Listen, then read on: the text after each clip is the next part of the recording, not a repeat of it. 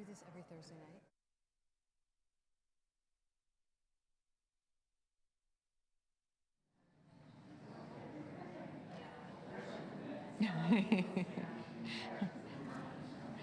In your usual Shabbos spot.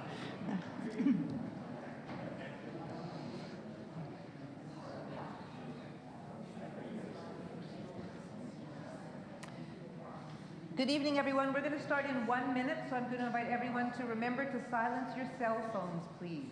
Thank you.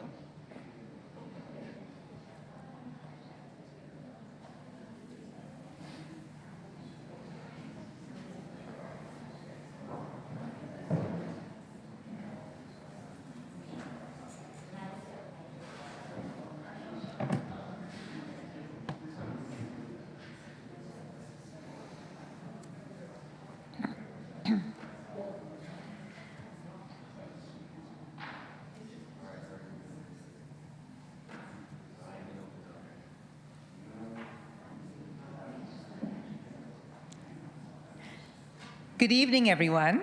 I want to welcome you all here in person. I want to welcome you all who've joined us online this evening. I'm Rabbi Lori Kaufman, Director of Content and Innovation here at Park Avenue Synagogue, and we're so delighted you've joined us this evening for what is going to be a tremendous program. I want to introduce our partner. We are doing this program this evening in partnership with TOLI, and I have the great pleasure of introducing my friend, former congregant of Park Avenue Synagogue until she moved to Brooklyn, and executive director of TOLI, to talk a little bit about TOLI and then introduce our speakers this evening. Thank you, Rabbi Kaufman. It's great to be back at Park Avenue Synagogue. I miss you, and it's just wonderful seeing friends and Rabbi Kaufman and Rabbi Zuckerman again live. TOLI is an acronym. It's the Olga Langel Institute for Holocaust Studies and Human Rights. And I'm going to talk a little bit about it, but first I want you to think about, when was the first time you learned about the Holocaust? For me, it was 9th grade world history in Sacramento, California. The teacher got up, put a picture of Hitler on the blackboard, pointed at me and said, "Debbie, you're a Jew. Tell the class about the Holocaust." So you can imagine the humiliation of a 14-year-old to be singled out. Plus, I didn't know much. Didn't know very much at all. My parents were first-generation Americans, and like many, didn't talk about what had happened. I later came to know that most of my family, about 200, were murdered. TOLI is specifically a program to teach educators how to teach the Holocaust. You know, in the community for years, I've been a Jewish professional, and we wanted mandated Holocaust education in our schools. But do we really think about what does that mean? What is the quality of that Holocaust education? And so we've developed a program that we do here in the United States and throughout Europe to make sure that teachers have the skills and the confidence to make it relevant for their students and to have impact. So programs like this, our teachers around the country have been sponsoring and being on panels around this documentary. One of them helped write part of the curriculum. We've developed a really great network of teachers who are doing this important work. So I'm thrilled, TOLI is thrilled to be partnering with Park Avenue this evening on this program, and it's my honor to be able to introduce the panelists this evening. Sarah Botstein has produced some of the most popular and acclaimed documentaries on PBS. In collaboration with directors Ken Burns and Lynn Novick, who you all see here from tonight, her work includes the Vietnam War, College Behind Bars, and Hemingway. Currently, she is producing an epic 6-part series on the American Revolution, a project on Lyndon Johnson's life and presidency. In addition to the television broadcasts, Botstein works on digital and education initiatives in collaboration with PBS Learning Media and WETA TV. The U.S. and Holocaust is Botstein's directorial debut. Lynn Novick has been making landmark documentary films about American life, culture, and history for more than 30 years. One of the most respected documentary filmmakers and storytellers in America, Novick herself has received Emmy, Peabody, and Alfred I. DuPont Columbia Awards. In addition to her debut as solo director in College Behind Bars, Novick's next project is a multi-part PBS series on the history of crime and punishment in America, which is slated for release in 2026. Following the USN Holocaust, she is collaborating with Burns Botstein and writer Jeffrey C. Ward on a 6-hour series on the presidency of Lyndon Johnson. So we thank all our guests for being here, and to Rabbi Neil Zuckerman of Park Avenue for moderating the discussion. But first, we're going to watch a clip from the film.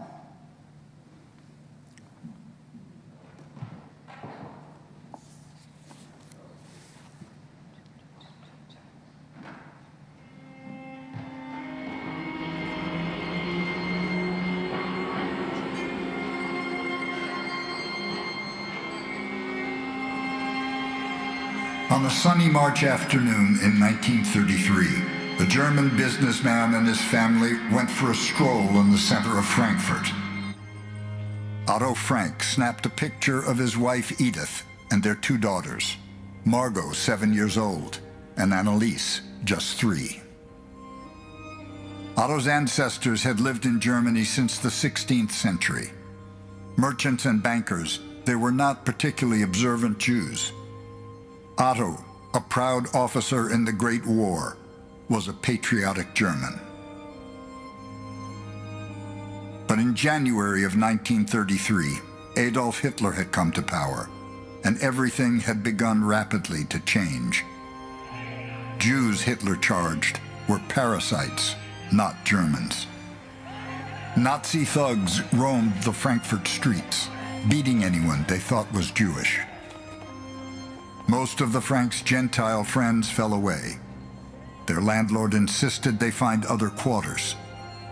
Margot was made to sit apart from her classmates in school. The world around me had collapsed. When most of the people of my country turned into hordes of nationalistic, cruel, anti-Semitic criminals, I had to face the consequences. And though this hurt me deeply, I realized that Germany was not the world, and I left forever.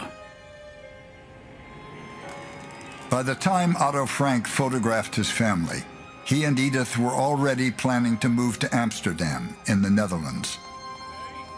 By early 1934, they would be living in a spacious, sunny apartment in the city's river quarter, alongside hundreds of other Jewish families from Germany. They would eventually try to seek a safe haven in the United States, only to find, like countless others fleeing Nazism, that most Americans did not want to let them in.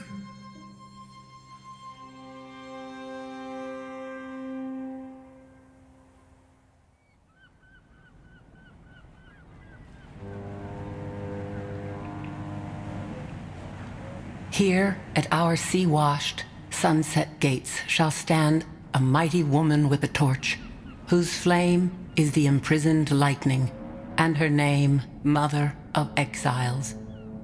From her beacon hand glows worldwide welcome. Her mild eyes command the air-bridged harbor that twin cities frame. Keep, ancient lands, your storied pomp, cries she with silent lips. Give me your tired, your poor, your huddled masses yearning to breathe free, the wretched refuse of your teeming shore. Send these, the homeless, tempest-tossed to me. I lift my lamp beside the golden door. Emma Lazarus. In 1883, Emma Lazarus, the descendant of Portuguese Jews who had fled the Inquisition and found sanctuary in Manhattan before the American Revolution, had written a poem expressing what the Statue of Liberty meant to her. But a few years later, Thomas Bailey Aldrich, a writer whose family had also lived in America since colonial times, wrote another poem, warning of what he believed would happen to his country if the Golden Door remained open. Wide open and unguarded stand our gates, and through them presses a wild, motley throng. In street and alley, what strange tongues are these? Accents of menace, alien to our air. Voices that once the Tower of Babel knew. O liberty, white goddess, is it well to leave the gates unguarded? I think Americans have a very hard time deciding what kind of country they want to have.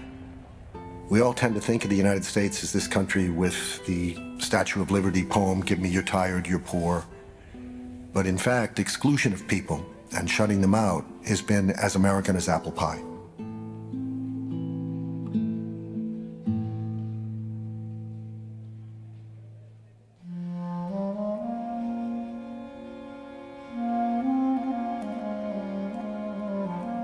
All of my grandparents are immigrants from Eastern Europe, except one grandmother was born here. So I sort of grew up haunted by stories of, as they used to say, the old country, haunted by this story of my grandfather's brother and his family living in a provincial town in eastern Poland, and then they disappeared. All you think about is that they had been consumed by this conflagration that consumed all of Europe.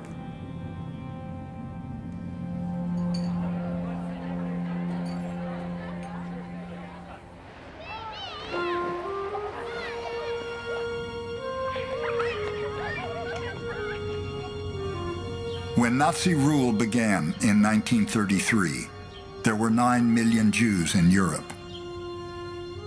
12 years later, when the Second World War ended in 1945, at least 2 out of every 3 of them had been murdered. It's not so easy to put the picture together. The real scale of what happened to people, it is unbelievable. It boggles the imagination. You don't know what 6 million people looks like. As the catastrophe of what would come to be called the Holocaust unfolded, Americans heard about Nazi persecutions of Jews and others on the radio, read about it in their newspapers and magazines, and glimpsed it in newsreels. Some Americans responded by denouncing the Nazis, marching in protest, and boycotting German goods. Individual Americans performed heroic acts to save individual Jews. Some government officials battled red tape and bigotry to bring Jewish refugees to America. In the end, the United States admitted some 225,000 refugees from Nazi terror, more than any other sovereign nation took in. And by defeating Nazi Germany on the battlefield, the United States, Great Britain, the Soviet Union, and their allies stopped the killing of the surviving Jewish people in Europe. But during the years when escape was still possible, the American people and their government proved unwilling to welcome more than a fraction of the hundreds of thousands of desperate people seeking refuge. The Holocaust disrupts any idea that we have of good and evil, of right and wrong. This is a story in which everyone is challenged all the time. We're challenged as Americans, we're challenged as parents, as children, we're challenged as neighbors and as friends to think about what we would have done, what we could have done, what we should have done. And even though the Holocaust physically took place in Europe, it is a story that Americans have to reckon with too. We tell ourselves stories as a nation. One of the stories we tell ourselves is that we're a land of immigrants. But in moments of crisis, it becomes very hard for us to live up to those stories. I think the impetus should not then be to wag your finger at people in the past and think that we're somehow superior to them, but to struggle to understand why that's such a tension between having a humanitarian ideal and then living up to it on the ground. Part of our national mythology is that we are a good people, we are a democracy. And we are a democracy, and in our better moments, we are very good people. But that's not all there is to the story. And I think if we're going to congratulate ourselves on our democracy, which I think we should, we also need to face up to the other side. In the past few years, I've begun to wonder how serious America's commitment to looking at some of the dark marks in its history really is. How can we learn from the past? Where did we go wrong? How can we not go wrong the next time?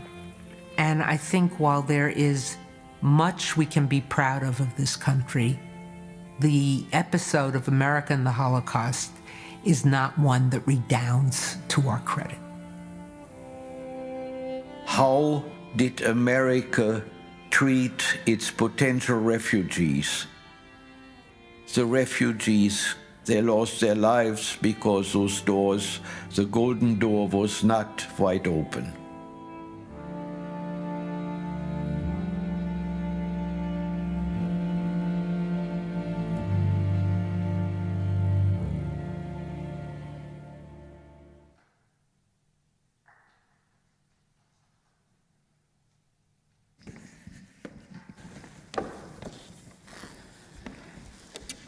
Good evening, everyone. Welcome to Park Avenue Synagogue. Thank you for being here. Those who are in our sanctuary, those who are joining us through the live stream, Deborah, it's wonderful to see you. Thank you for being here, for starting our program off. To Lynn and to Sarah, I want to welcome both of you and thank you in advance for being here. We have about an hour of dialogue. We've got some audience questions that have been submitted, and we will try to work those into the conversation. I think that, first of all, it's an extraordinary film. I'm sure you hear that from many, many people. If you have not watched this, I commend it in the strongest way. And the people I speak to about the film, who all feel like they know something about the Holocaust, right? Everybody is aware of it. Some people have a greater level of literacy. And to a person, the response is, I just had no idea to the extent of the story that you tell. So can we start at the beginning and just ask you to address an obvious question, and that is, there's so many ways to tell this story, right? And as I mentioned at the beginning when we were speaking, there are 25 different documentaries to make as a result of this film. How did you conceive of telling the story of the Holocaust through this particular viewpoint, through the lens of the United States and the Holocaust? Actually, I don't know that we thought about it as if that was our project, interestingly. For us, this was an opportunity to look at the events of the Holocaust through an American lens, as you say, but the impetus for us came from a suggestion by the United States Holocaust Memorial Museum in Washington that they were creating an exhibition that was going to look at the question, America's response to the Holocaust. And that was 7 years ago. We first started talking to them about it. Would we be interested in making a film? Ken Burns, Sarah, myself, and Jeff Ward, our writer. And as Americans, we were interested in trying to think about, yes, we need to know what happened in the Holocaust, but we were interested in what was America's response. So then we realized we actually have to explain what happened, or we won't understand our response to it. And we wanted to know, what did Americans know about these events as they were happening in real time? In what ways did that information come to the American people, to the government, ordinary people, to the Jewish community, the media? What was known, when was it known, how was it known? And then, what was the response? So what did we do? What did we fail to do?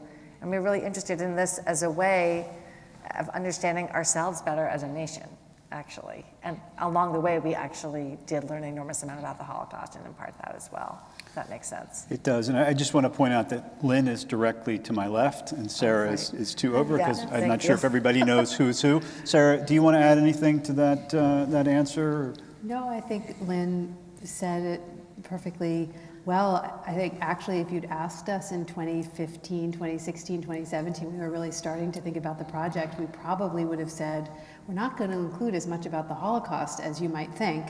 And in the final film, we actually include a lot about the persecution of the Jews and the destruction of European Jewry, because it became so clearly evident how little Americans understand now about what was happening and when it happened. There was a huge amount of reporting, but the actual ways the Jews were killed, where they were killed, and when they were killed, I think Americans are always surprised to learn how many Jews had already been murdered before we were on the ground in North Africa, Italy, let alone Normandy. So just since you brought it up, how much did Americans know about what was happening? Because I think that's part of the stunning revelations of this documentary, is just how well reported this was almost every step of the way. When we began the project, and we have tackled this period and sort of broadly these themes in other works, because we made a 7-part film on America's response to the experience of the Second World War. So, and we actually covered a little bit about the Holocaust in that series, and we treated it the way I certainly went into this, which was, Americans didn't know really anything until April of '45, when the camps were liberated in Germany, and then it was this huge shock. And the soldiers who we spoke to did have that experience, but that's not really representative. We discovered that Americans had access to a lot of information from early on in Hitler's reign of persecution, like Sarah was saying, and the escalation of that persecution. So from having your rights taken away, book burnings, people being stripped of their jobs and citizenship, their property being taken away, people trying to get out of Germany. I mean, there's an escalation over time, and that was well covered in the American media. There's some, I think the number was early in the Nazi reign with the Nuremberg laws, there was something like 3,000 articles or something the first year. 1933. Yeah, I mean, so the idea that somehow this was happening over there, I think that the documentary dispels that myth. Among many myths. Yeah, that's that we for sure. Yeah. Speaking of myths, since the historians both brought it up in the short clip, the myth of America as we're the good guys, this is a good place, we're the nation of immigrants, right? That gets shattered. I don't know how many people were familiar with the Aldrich poem, right? That really frames the documentary. And by the way, just to point out, Aldrich wasn't, as far as I can tell, he wasn't some no-name. If I'm correct, he was the editor of the Atlantic, right? Yeah. So this was somebody who was out and who people knew and they read. And we see this kind of split consciousness and the tension between that, nation of immigrants and, we don't want immigrants in. And it's as if you're holding up a mirror to the viewers, right? Who are we? I mean, I know that's a question that runs through this. And even when the documentary sort of later on will sort of say, well, now we are who we think we are, the moment that LBJ repeals Johnson Reed, we really aren't. And we'll come back to that later. But it's painful to watch, right? It's really, as an American, it's painful to watch, that we want to think of ourselves as exceptional, but we haven't really done the work. Now, and then I forget whether it was Deborah Lipstadt in the documentary who says, ironically, it's the Germans post-war. I forget which historian said this, but was it somewhere in the documentary that, ironically, it was the Germans who did more of that sort of self-reflection than... Oh, we don't say that in the film, but there's been a lot of talk about that lately. So maybe I saw that someplace else. Yeah. Can you speak about that, the framing of the film and, this tension between these two poems, really? Well, I think the tension between the two poems is the crux of the whole movie, and in many respects the crux of American history, actually. So the decision to start the film with the Statue of Liberty poem and then have the opposing poem sets up, we think, the tension, and then is resonance throughout American history and today.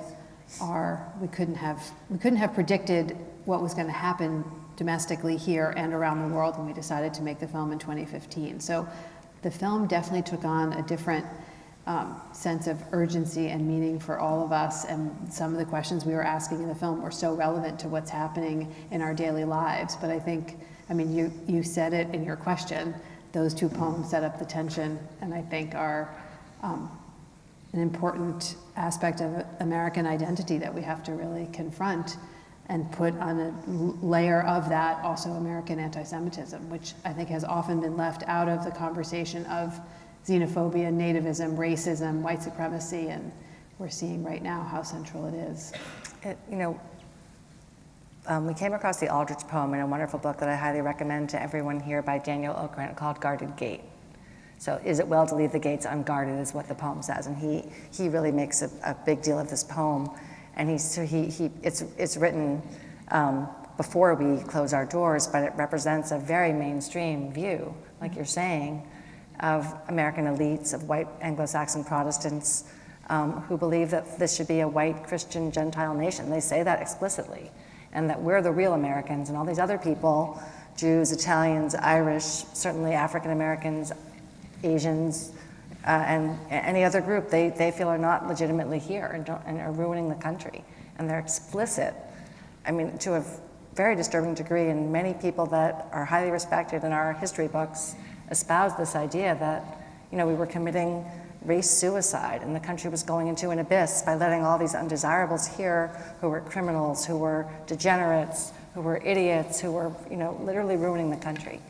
So that's a real strand that is, like we see, the rhetoric is the same today, just applied to different groups.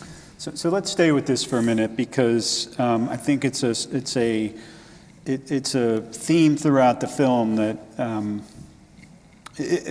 you watch and you really struggle with. I'm just thinking of a couple times when you sort of describe what's going on in Germany, then you come back to America. So post-Kristallnacht, the statistic you give in the film is that 90% of Americans polled were not in favor of what happened, and yet only 70% would say we should let refugees in. 70% said we should not. We should not, correct, right. Yeah. Thank you. That's what I meant to say, yes, but I think there was also a bill in Congress, I forget who was proposing it, that America should take in children. Yeah. That gets shot down, right? Can you speak more about this, not just anti-immigration sentiment, which is obvious, the anti-Semitism behind it, and how it really sort of shaped the U.S. response to what was going on? I mean, I think, Sarah, I think we talked about this on the call last week, that watching the film, it seemed like the Jews' fate was sealed in 1924 with the Johnson-Freeman Act. Right? It feels that way, right? But then it gets worse, because every opportunity they have to sort of say, we're going to make some exceptions, they don't. So could you describe a little more about this anti-immigration sentiment? Well, I think the period when we could have done the most is between 1933 and 1939. And that's when we could have made our quota system less difficult, less complicated. We could have opened our doors. We could have changed how complicated and hard it was to get here. I think you're speaking to the polling, which goes hand in hand with this question of the reporting, that not only did Americans know an awful lot more than we like to think we know, we were continuously polled about that information before, during, and after the conflict, and our response to what was happening was pretty consistently, it's terrible what's happening, they shouldn't come here. So I think it's also important to think about domestically, in addition to the anti-Semitism of the time, of the white supremacist rhetoric Lynn was talking about, eugenics, about just what that strand of American sentiment, but also that we were coming out of the Depression.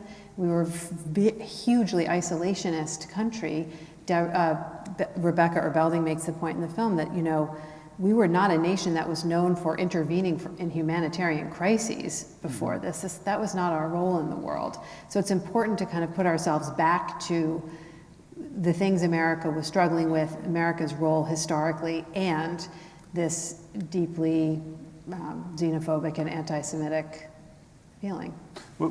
Lynn, what role did anti-Semitism play in the anti-immigration, nativist, rhetoric that was coming out of this time? Well, it's a big part. And then when we see the polling, when they're saying we don't want to let refugees in, they mean Jewish refugees. Right. So they're not always explicit about that, but during the time after Hitler comes to power, the Roosevelt administration, for example, never speaks about the Jewish people. They're speaking about refugees and immigrants and desperate people and humanitarian crisis. Even, at the Evian conference, which is a gathering of countries of the world to discuss the crisis, there's very little explicit discussion of the fact that it's actually primarily, and that we know there are other people targeted too, but primarily Jewish people who are being targeted by the Nazis.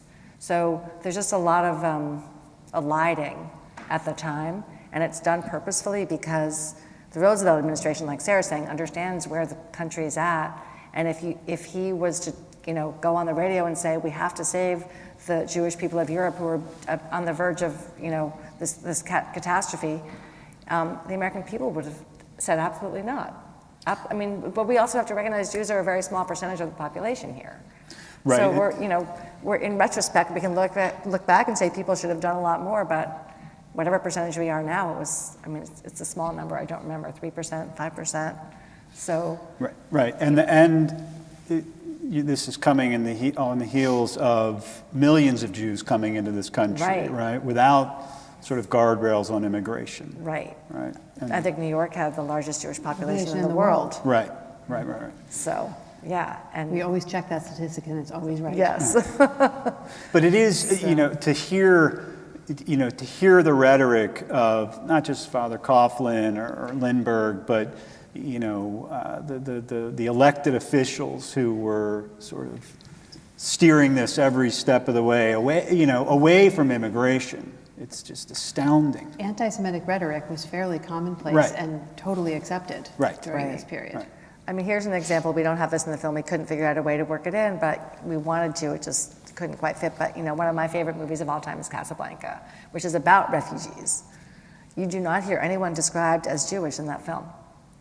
So there's some people who are clearly Jewish if you're thinking, you could tell by how they talk and what they look like and whatever, but they're not presented as Jewish refugees, even by people who made the film. They recognize that if they're trying to get America ready to intervene in World War II and to see our role in the world, at the end of the movie, Rick goes off to fight the war and he's engaged, and that's, a switch from isolationism to engagement.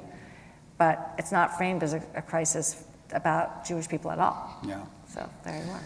So I want to stay with some of the anti-Semitism and race issues going on in America, because another revelation in the film was understanding the ways in which Hitler actually learned from this country, whether it was the race laws, Jim Crow, whether it was expansion, the sort of ways in which Hitler looked to this country and used the playbook,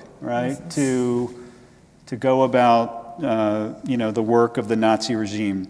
Can you talk about that a little bit? Because that also gets a lot of attention in the film, and I think for a lot of people watching this, they aren't aware the extent to which that played a role. Yeah, I think that's a very tough pill for Americans to swallow. That when Hitler was writing Mein Kampf, from his prison cell in Bavaria, but he was, looking for examples around the world of what he thought could be achieved by, as I said, white, Christian, superior people in his mind. And America was a great example because we had created this caste system and subjugated or exterminated native populations. And that's exactly what he wanted to do when he dreamed of moving east.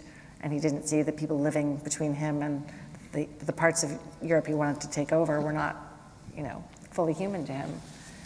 So I do think we do have to be careful, though, and I think sometimes it's, that America is in no way responsible for the Holocaust or for the genocide that Hitler and his regime perpetrated. They took the ideas that we've just been discussing to a grotesque and extreme, unprecedented conclusion. So I think it is important to see that he took inspiration from what was going on here and other places, and then twisted it into something even much worse than anyone could have imagined. And wasn't afraid to throw it back at America. Later, right. Right. Yes. How dare you call us out when look what's going on your watch, right? Yeah, indeed. I think he admired these less than perfect aspects of American life and history, and that's very clear. I think it's also important, as Lynn was just saying, Americans not responsible, but also our race laws were, and more pernicious than the Nuremberg laws. So how Americans thought about blackness is different, and I mean, these are really difficult pills to swallow, as Lynn just said, but I think very important. Were you surprised in the filmmaking of the extent to which this played a role? I think a lot of scholarship actually came to light while we were making the film. Isabel Wilkerson's book came out, which talks a lot about this. Yeah. There's another scholar whose work we leaned on, and also, as Lynn was just mentioning, Daniel Okren's book came out. So there was a lot of, I think if you're peeling back the onion on this topic, you get to this pretty quickly.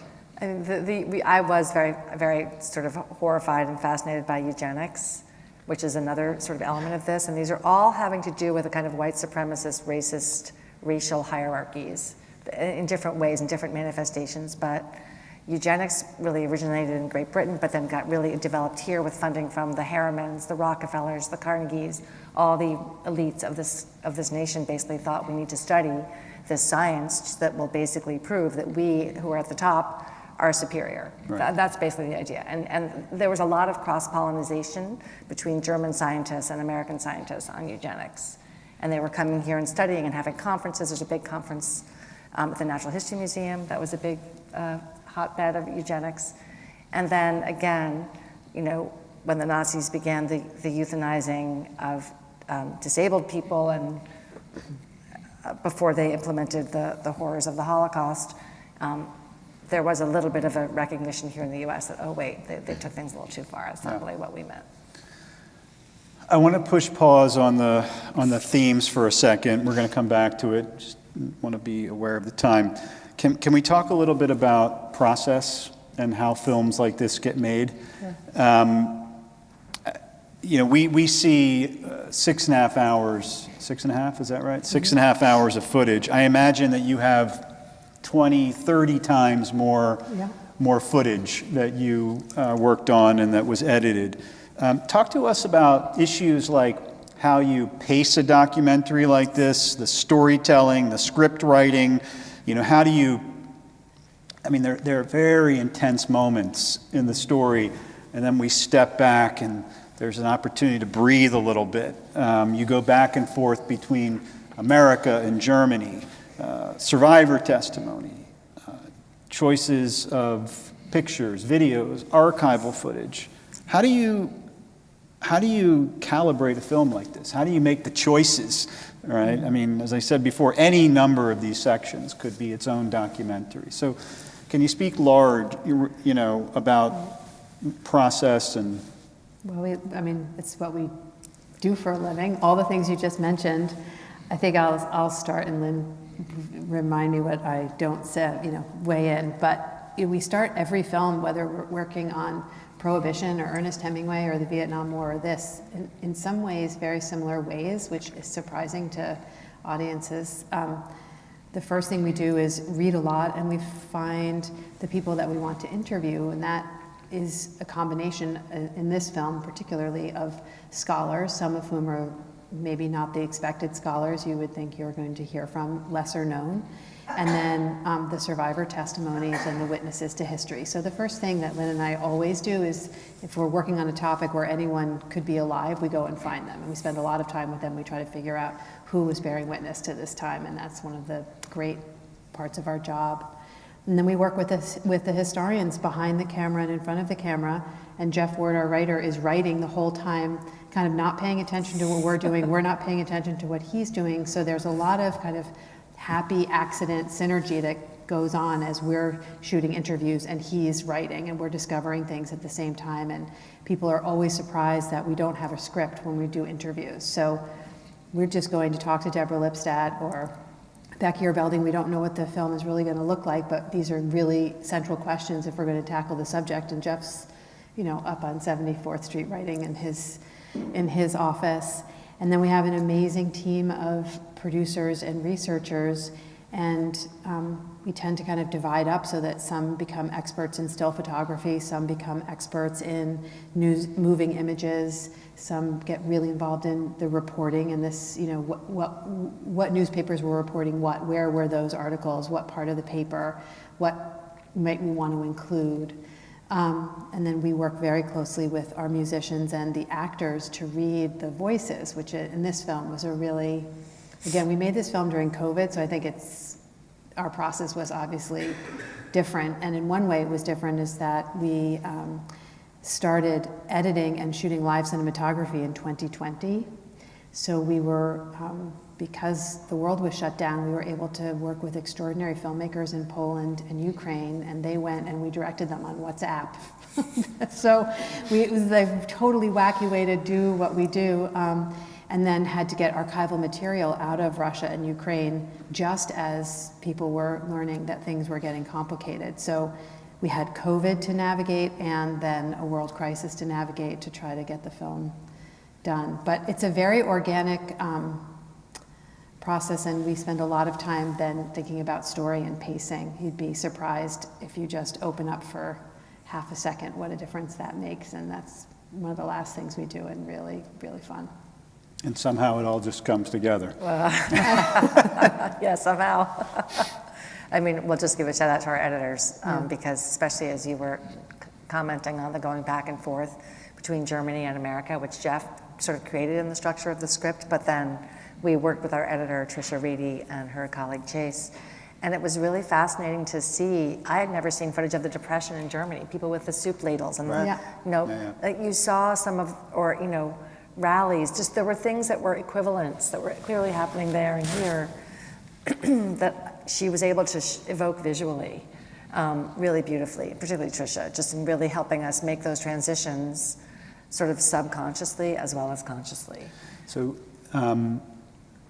anything that got left on the cutting room floor that you wish I really wanted that in? I was fighting for it in the production meetings, and I just got, I couldn't win that case. What got, or I think, Sarah, it's you who talk about Oneg Shabbos, that I think we're talking about the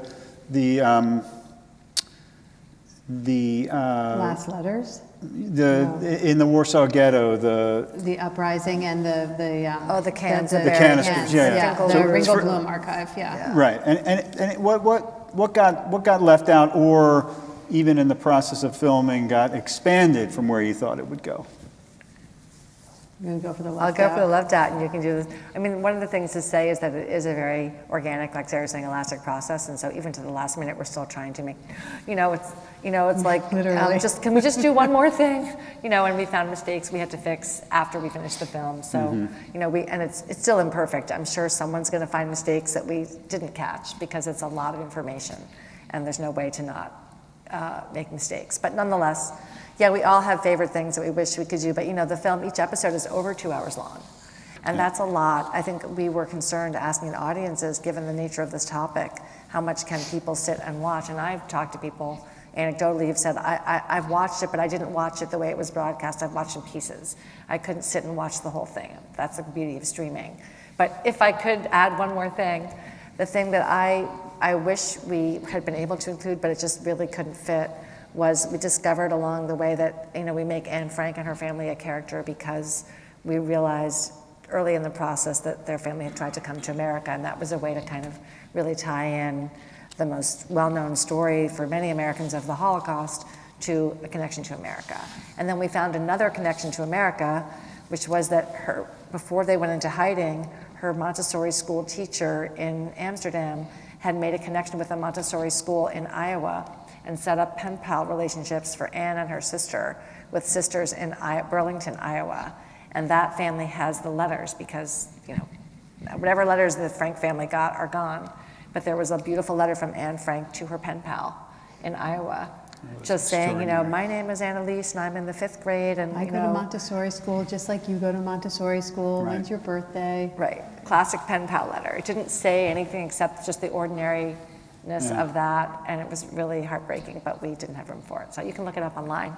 It's Yeah, beautiful. the other letter that we didn't include, which we realized when we were in Berlin would have been fun and is on the cutting room floor because it's too many notes, also was, I think we were interested to learn more about how the Jewish community in America responded, and they were also not a monolith and very split and really complicated for Jews who had just gotten here, Jews who were well established, Jews who were more religious, the Jews who weren't, Jews who were from Germany, Jews who were in Poland. I mean, you can imagine, right? And there were several children who were writing letters from the yeshiva to President Roosevelt, and those letters are fantastic. And we did. We're sad that they didn't make it into the final film. You mentioned liberators earlier. Is there any footage of liberators? Those who liberated the camps speaking. Because as I'm watching, I'm wondering, given the American, reluctance to get involved in the war well, there's a lot of material documenting that. We ended up including one letter at the end, which is from a soldier writing home to his father. Right. Basically saying that we have to stamp out this ideology and please share this with everyone you know. That was a moment, we're really racing toward the finish at that point, but. The other footage from the liberation of the camps, that was, at one point Lynn and I were on a train and thought maybe we could start the whole film with the slate of the rabbi who was in the American Army slating his service at Dachau, which is really one of the most moving pieces of archival footage powerful. from I've seen it 1,000 times. I find it very moving. So just a Jewish American speaking and praying with those prisoners is striking. I want to go back to Anne Frank for a second because I thought it was a very powerful framing device I think for most people. We think of Anne Frank only, Diary of a Young Girl, know nothing about her, sort of very little before, how close she was to actually getting to America. But you thread that through the film, and even in the clip we saw before, to see her as a young child, I thought was very powerful. Can you talk a little bit about that as a recurring theme, framing device of the film? And because again, I don't know if I'm speaking for myself or other people who knew. I just didn't know a lot more about Anne other than what I read in her diary. Well, when we sat down to think about, we have all this material, like Sarah's saying, the interviews and archival material, and I think Jeff wasn't even working on the script yet, and we were sort of outlining what would be in the film, and we're trying to say, I will say personally, I find beginnings, how to start something, incredibly hard. It's so important. How do you open the door and welcome people in, and how do we have an American audience watch a documentary that's, how do we communicate immediately what this is going to be about or what questions we're going to be asking? And we were thinking about all different ideas, and we really hit on the fact that if we could connect, as you were just saying, Anne Frank, who we think we know about, to an American responsibility, I would say, that makes us all as Americans sort of have a stake, have some responsibility for the entire story. And even not knowing about it is sort of also our failure, So, and it's such a, there's an icon, a public figure, and then there's a real person behind that. Right, she is one of the most recognizable stories of the Holocaust, right? Indeed, indeed, but it's incomplete, It's incomplete. This set us on a path to then try to really understand Anne Frank more, and we've read a lot about Anne Frank, and she's a very sophisticated young woman writing very sophisticated, thoughtful ways and actually editing her diary for history. So understanding her a little bit more also became very fascinating for both of us, and I hadn't realized that she had a posthumous stepsister who's Eva Schloss Geiringer, who we then they were hidden in the same network of houses in Amsterdam. So suddenly you can imagine Anne Frank's world, not just from her diary, but from someone who's alive and was there and goes to Auschwitz and survives and loses a brother and a father rather than Otto. So that parallel story and that testimony of what it was like to be a child at Auschwitz, to be able to put that in the film connected to Anne Frank, and then to think about, again, which I had never thought about, that the diary is finished before she sees the horrors of what happens. And so to try to think about, not tell an audience what to think, but just to imagine how we understand that work and how to maybe think about it a bit differently. Yeah, it was really powerful. By the way, was I the only one who didn't know that Otto Frank married the woman Well, we tell it at the end. I don't know. Did anyone else know that? I didn't know I mean, that. I don't know if that's a known. No, I don't think anyone knew that. I don't think it's a known story, but it's not taught when you're taught. I mean, I think it would be fun for students to know that Anne Frank has a stepsister who's still alive. I mean, Lynn is, always says Anne Frank could be here with us tonight if things had gone differently. Yeah. I think one thing we, again, like to the cutting room floor, is just, why is this the story that Americans gravitate towards when it comes to thinking about the Holocaust? And it's, many people have said, this is not my idea, but that ray of hope, that she thinks people are basically good at heart and that things are going to work out. And, that's a moment in her life when she wrote that, as we're saying, and, but that's an American, that resonates for us as Americans, that, things work out in the end and there could be a happy ending. And there's no happy ending in this story, obviously, but why that, of all the stories? Well, I think I can't remember whether, because I'm just conflating so many different things, but you mentioned that in the document, the way it's produced on Broadway is pretty much void of any mention of, the Germans necessarily, right? It's really a story of a young girl writing her diary and, of course, with that famous line at the ending that she still thinks, Dara Horn writes about this, I think, in her book. She does. So can we now turn back, and I want to talk about FDR for a little bit, because obviously that's a big piece of the documentary and American intervention and what prevented it, et cetera, et cetera. So I think, like many people, I was raised with the narrative that FDR didn't do enough, and he wasn't a friend to the Jews, and he could have bombed railroad tracks, and he could have bombed Auschwitz, all the things. And I don't want to, you're going to talk about this, but I want to, and the film I think has some misplaced criticism that you go too easy on FDR. I don't think that's the case. But that's my own personal opinion, and I want to support you in that. Okay. Thank you. So can we flesh out some of the issues around FDR? And was he a good friend of the Jews? Was he worse than a bystander because he could have done more? So take us through how the film represents him. Sarah's going to take this one. Okay. Right, because this is a big one, it's clearly a recurring theme through the film, and I think really, I think that you present all the. As far as I know, you know more than I do, but you really present the challenges that FDR faced. So talk us through them. Well, I think we'll probably both end up answering this, but I think it's, for me personally, to say I think FDR is one of the great presidents in American history, and I think he should be remembered that way. Do I think under his guidance, our State Department and the president could have done more and should have done more, particularly before 1939, 1940? Absolutely. So I don't think he gets an A+ in this chapter at all. But I think it's fascinating that so much of it is pinned just on him when we see over and over and over again in American history that a president is not a dictator and doesn't operate in isolation. So he's dealing with a deeply anti-Semitic State Department, a deeply anti-Semitic Congress, a pretty anti-Semitic country that's also very isolationist and dealing with all the crises we were talking about earlier. We had an army smaller than that of Bulgaria. We had the and not really well equipped either, right? No, right, exactly, right. Then we had some cavalry horses. Right. And World War I weapons. There was enormous resistance to getting involved in world conflicts because of World War I and generally because of America's role in world affairs at the time. I think,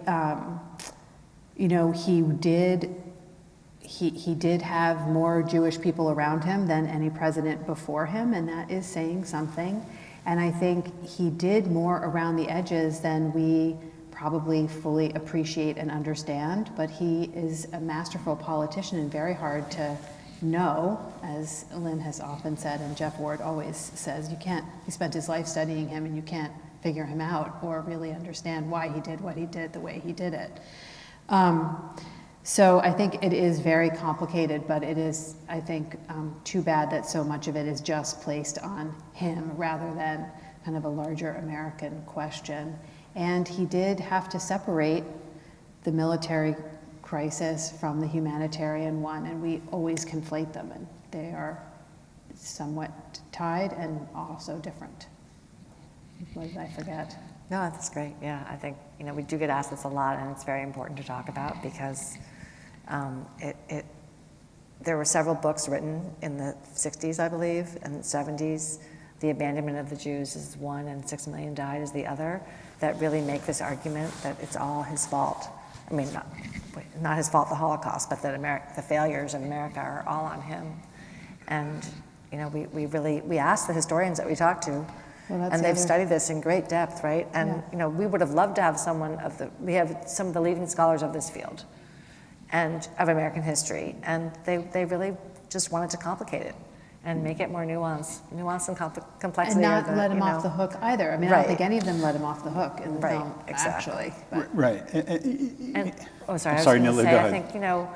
I think we do also have to, this is just, sometimes you hear phrases like casual anti-Semitism or everyone thought that way or these kind of things, and I think in the world he grew up in, anti-Semitism was absolutely just taken for granted.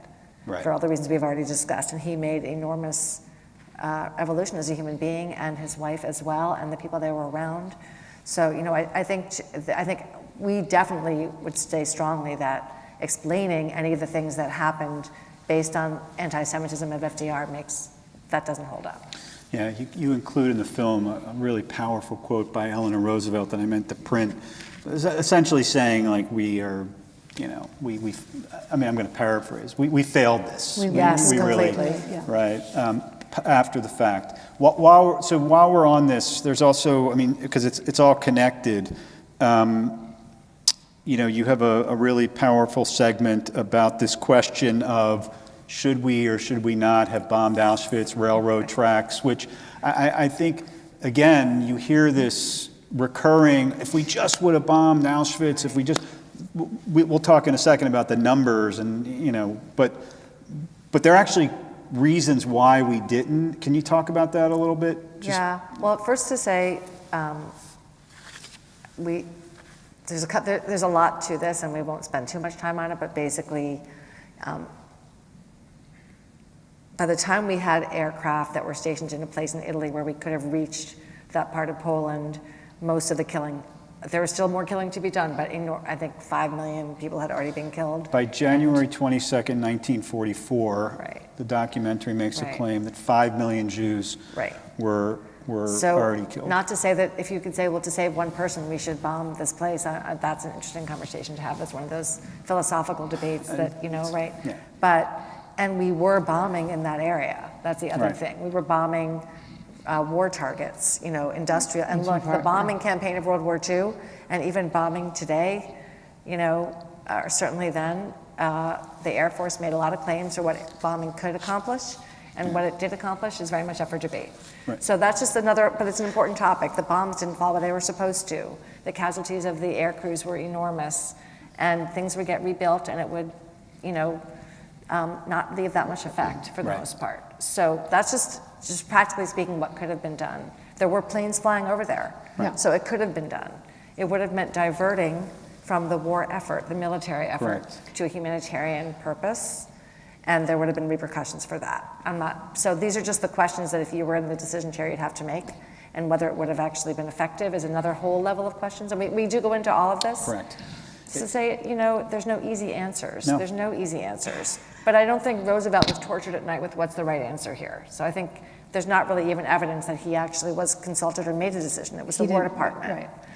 I think what Deborah Lipstadt, I think the conversation in the film between Deborah Lipstadt and Rebecca Erbelding, for me, sums it up from a viewer looking back, which is, this is one of those unanswerable questions in history. And could you make an argument that us doing it to make a statement would have said something about, Deborah Lipstadt makes that point, And then all the reasons why that's a crazy way to make a point when diverting any attention from the war effort was really problematic. So it's not a question that I think we can look back and have a solid answer for. It's not, and go ahead, one other Lynn. thing I think, I don't know, but I mean, we never really talk about this in this context, but even if we had bombed and we had disrupted the traffic or even destroyed the gas chamber, I mean, the Germans were quite determined to do this killing. Right. They had done it before in other ways. I don't know that we can assume that even, just what would the effect have been if that was their goal. They were quite effective at doing it, unfortunately. So. Yeah, I thought also the point about precision bombing, really the lack of precision bombing in the war, was a significant one. And yet, I mean, with all that about, with all of the complexity of FDR and, what struck me when you talk about the timeline of this is, I think you make the point in the documentary that, and this was a revelation. I don't know how often we think about the pace of killing, but 3/4 of all people murdered in the Jews murdered in the Holocaust were murdered in a 20-month period. Is that correct? Yes. Right? Mm-hmm. So that really does come back to the question of, I think Deborah Lipstadt says something like the best way to stop a genocide is to stop it. It sounds before it happens. Before it happens, right. Which sounds so obvious, but it's a point well taken when we think about these questions about, could we bomb, could we not bomb, should FDR have done this, right? As you said, the time to get this done was before 1939, and we're dealing with a country that can't even post-war agree that we should take in refugees. Right. And they did, the War Refugee Board doesn't get enough attention either, which is... So talk about that a little bit, because that's another... That's a positive way to think about 1944, this. correct? Right, the last really big, substantial population of European Jews are in Hungary, and we were able, thanks to Raoul Wallenberg, and incredibly fascinating ways of packaging money and forging documents and getting people out, we got out a large population of Hungarian Jews, and that was on Roosevelt's watch and thanks to Morgenthau and the Treasury Department. Yeah. It's a powerful part of the documentary. I just want to check time here. Well, while you're checking the time, I'll just say I think it's also, to be fair to those who were decision makers in the past, in 1939, they did not know what Hitler was going to do. Correct. So, there's a refugee crisis because there's incredible persecution, but this unprecedented genocide had not yet happened or been discussed. It had been discussed as sort of broad general terms, but, the implementation of this, as we know, it really starts in the summer of 41 and then escalates through 42 into 43. So before the war was the time to get people out, but the crisis didn't seem as extreme as it turned out to be. Yeah. And the human, that Daniel Mendelsohn makes a point too in terms of his family. The human capacity to wish things to be better and to go away was real then as it is real now. And so the people who were trying to survive what was happening couldn't believe how bad it was going to actually be. Right. I want to move us towards the end of the documentary, the last sort of part of the third episode. We talked earlier about the framing of the documentary with the two poems, and then I think in just a really great, sort of move of filmmaking, you sort of bring us to the end, right where we started, except now it's LBJ giving his speech At the Statue of Liberty. At the Statue of Liberty, repealing the Immigration Act. The wrongs have been righted. Right? You could have ended the film right there, dropped the mic, walked off the stage, and right, the good guy. We are right. In other words, we are the good guys. We hope we are right. The myth is true. Look what happened. Yes, it was bad, but we've righted the wrong. Yep. That's not where you end the documentary. Nope. So talk to us about the decision to end it. If you could explain for those who haven't seen it, or even just the decision to end it, how you end it and where you end it, I think is very instructive to where we are today. Well, I'll start. You pick Yeah, it yeah. up. All right. Well, Lynn was saying how she's always tortured about how we start the film, and then we're all tortured about how we end the film. So check in with us in a couple of years. We'll tell you how we're doing on our current projects. Yeah. But, a lot of scholars actually argued that we should end the film in 1945. The war is over. Everyone knows what happened.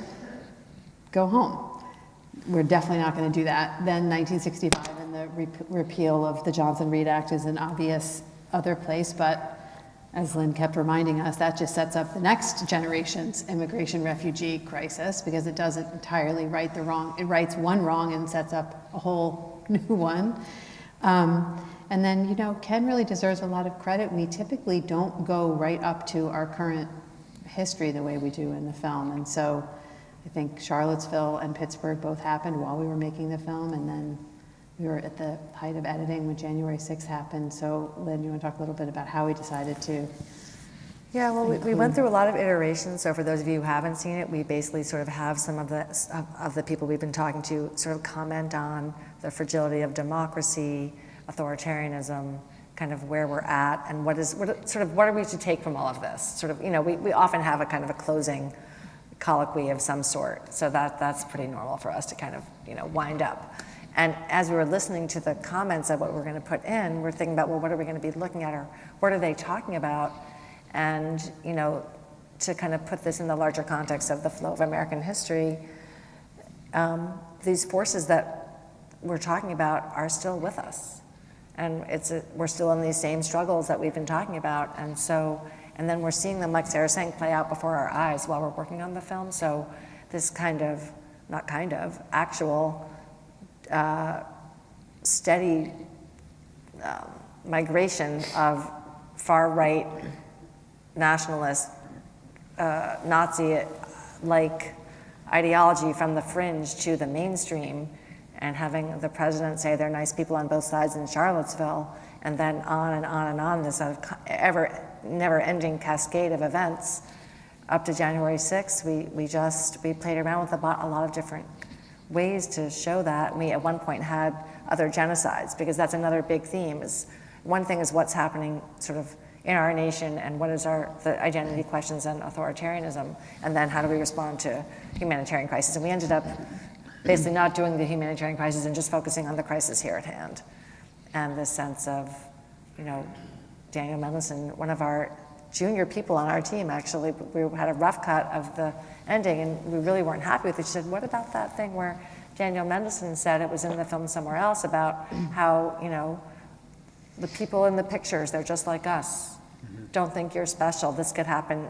This general set of problems we've been talking about, you're not immune. Yeah. And that framed our whole way of getting out. Right, and I think Guy Stern saying, really history needs to be a warning. I remember around Charlottesville, there were people who were writing and speaking how this is bad, but it's not 1938. Right. Right, and history might not repeat itself, but it certainly rhymes sometimes. And I think, the way you started talking about it's not equivalent, but it's comparable, right? I think is the point that I take home from the ending, right? That there's a rhyme that we're hearing, that we're experiencing, and the forces that were preventing Jews from entering this country when we most needed to feel alive and well. That's how I understood the ending, Yeah, and yes, and this dangers to our democracy, and seeing how quickly a democracy can crumble. You think, it won't be that bad, like Sarah was saying, and then, you don't have free and fair elections, you don't have the rule of law, you don't have freedom of religion, you don't have, and you have scapegoating and, propaganda treated as truth, and all these things. I mean, we see it every day. So it's definitely not equivalent, but it's real. So as we begin to wrap up, I've been thinking about this film a lot and the way it's affected me, and I was mentioning to Sarah last week when we were on our prep call that, after really thinking about 1924, Johnson Reed, I went back and I looked at my grandmother's immigration card. Mm-hmm. And sure enough, she left Europe. She left Lvov in 1924, arrived in this country in 1925. And all I keep thinking about is, like, how did that happen? Like, how did she get in this country? It's a right? I mean, it's what you just said about Daniel Mendelsohn, that this is really about us. I mean, so I'm wondering, you both have worked on a lot of films. You put, I don't know how many thousands and thousands of hours that you've lived with this material and been immersed in these people's stories. And, I suspect that this project was and continues to be more personal than some of the other incredible documentaries that you've made. Can you speak a little just personally about how this film impacted you? Sarah, we'll start with you. And you can say, no, I don't want to speak about that. That's fine. But I think one of the things that's been rewarding about working on the film is we hear a lot of stories on the road about, just like you, people, particularly Jewish Americans, who don't know if they how much connections they have to this particular topic, have gone back to figure out when their grandparents and great-grandparents got here and how they got here and who sponsored them and when, all the mechanics of that. I think for me personally, I'm a first-generation American on my father's side. I'm the oldest of, my cousin is actually here tonight. And my aunt, my uncle, and my father came here through a grant from the Hebrew Immigrant Aid Society and lived in the Bronx amongst a whole bunch of other Jewish immigrants. And I thought I knew a lot about this topic, and I ended up discovering, I think, the way all of us who worked on the film, an awful lot about my family history and the people in the photographs that have adorned my grandparents' house and my father's house, and who we're all named for, and the different ways that my relatives were killed and also stood up against the persecution. So I had an uncle who was one of the organizers of the Warsaw Uprising, and an aunt who, when they deported her children to Treblinka, killed herself. She didn't want them to kill her. So there's different ways to, I think we all have personal connections to the film that worked on it. So those are a few of the things that deeply affected me making the film, actually. Thank you. Thanks. Lynn? Yeah, I don't, this history is a bit more remote for me. My parents and grandparents, I have one grandparent who wasn't born here, and all the rest were born here, and some had been here for nearly a century before that.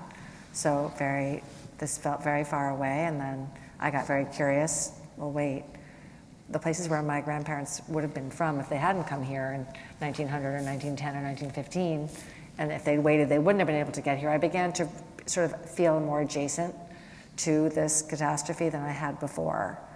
And that was very powerful. And realizing that my parents had no direct access to this narrative either, and how lucky we all are to have this haven, even as problematic and challenging as it is, And so, I don't know, I think, in trying to tell these really difficult stories, hope just sort of finding my own purchase in it is one thing, but then even if that's somewhat of an abstraction sometimes, just hoping that by going into these dark corners of history and shining some light on them and our own responsibilities, it helps us understand where we're at right now. And that definitely has helped me. I was, even when Charlottesville happened, I didn't really understand what I was seeing, to be honest. I didn't quite get it. And so I think just it's given me a much deeper understanding of all these undercurrents of our own society. That's been helpful. Thank you. Last question. And Deborah, in your introduction, you alluded to this a little bit. What's next for this film? Because this, the educational opportunities, I think, are extraordinary. It sounds like, Sarah, you're working on this as we speak. So what's the future hold for this extraordinary documentary? One of the reasons we love working in public television is that we get to have our films live on in the classroom, and we developed, thanks in large part to the United States Holocaust Memorial Museum and their huge education infrastructure.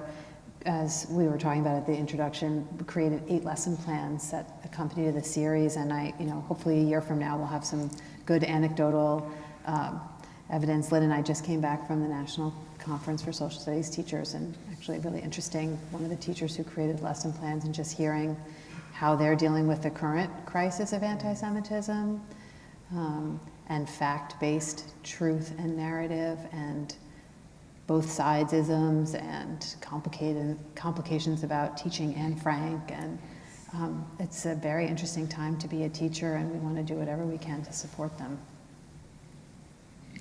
Anything you want to add, Lynn? No, it's been a wonderful conversation. Thank you.